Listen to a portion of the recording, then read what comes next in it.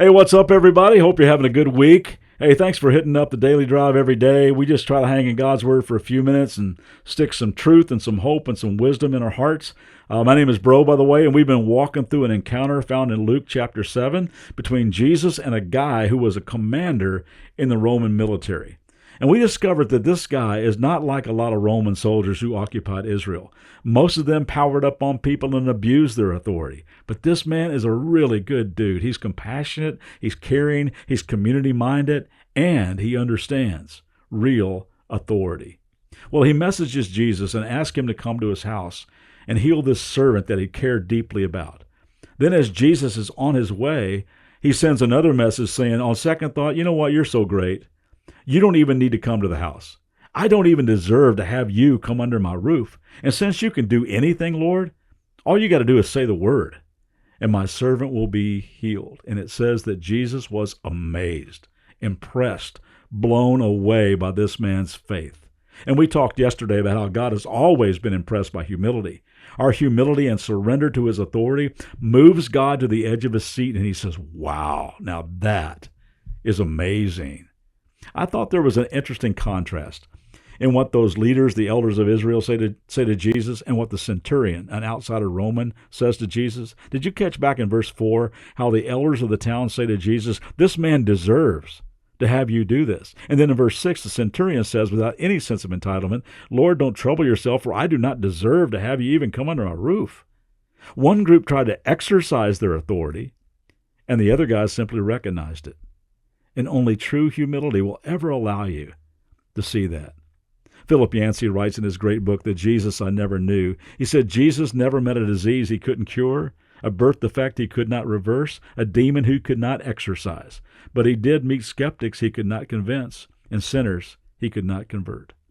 You see, the forgiveness of sin, the transformation of a life requires an act of humility on the receiver's part.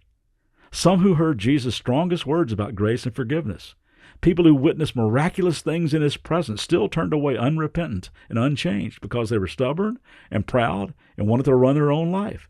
You see, although faith may produce miracles, miracles don't necessarily produce faith.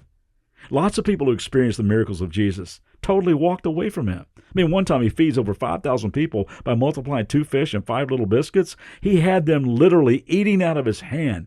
Then he started talking about what it means to deny yourself and take up your cross and follow, what it means to count the cost, what it means to place yourself under the authority of God and submit to his leadership. They literally had their fill of miracles, and they shook their heads and walked away saying, whoa, hey, loving the free lunch, but I'm not up for all that.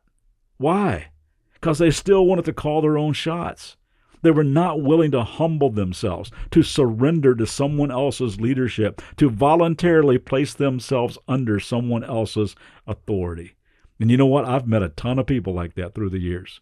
In fact, I used to be one of them.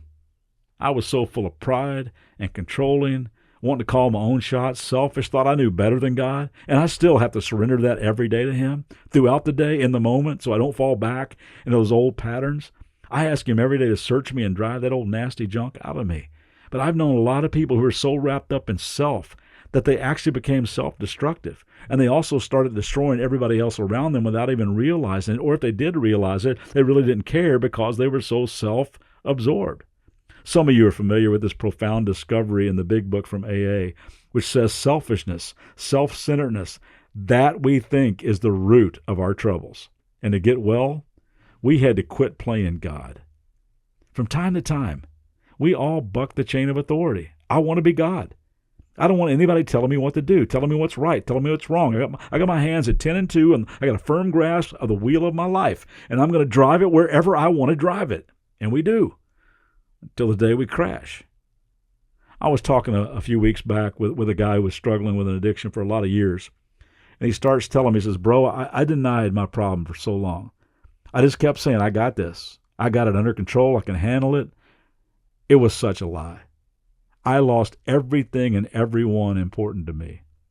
I finally woke up, cried out to God for help. I put my life under his care and control. I started going to a recovery group, and I'm finally getting well. And then he paused, as if he was thinking back through all the pain, and he said, if only I'd have been humble sooner. If only I'd been humble sooner. Don't let that be your regret. Humble yourself today. Quit playing God today. Put yourself under His loving authority today.